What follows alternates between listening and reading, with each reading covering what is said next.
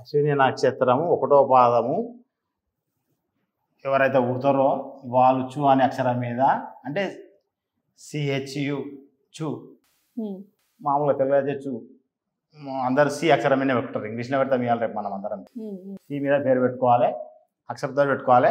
అయితే ఈయన అశ్విని ఒకటవ పాదంలో పుడితే ఈయన మేషరాశి అతను అవుతాడు. మేషరాశిలో కూడా ఆయనకు దశలు ఏమేమి వస్తాయంటే ఈయన పుట్టినప్పుడు జన్మదశ 0 సంవత్సరం నుండి జన్మదశ అంటాం దీన్ని.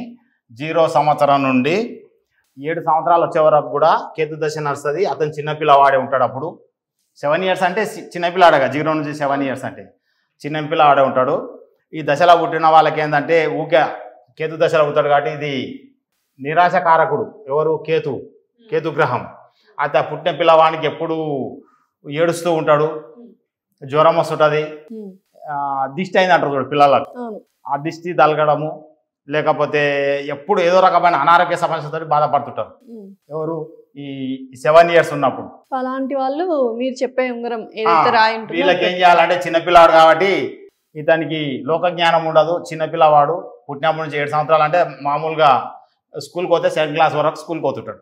ఈ దశలో ఇతను బాగా అల్లరి చేయడము, చెప్పిన మాట వినకపోవడము, స్కూల్కి సరిగా పోకపోవడము, చదవకపోవడము, లేతే ఊకే అనారోగ్య సమస్యలు చేస్తాయి. ఇలాంటి వాళ్ళకి ఏం చేయాలంటే మనము ఉంగరం పరంగా అయితే చిన్నపిల్లలకు పెట్టలేము. స్టోన్స్ పెట్టలేము, వైడూర్యం పెట్టలేము. కాబట్టి ఈయనకు 9 ముఖాల రుద్రాక్ష చేయొచ్చు మెడలో.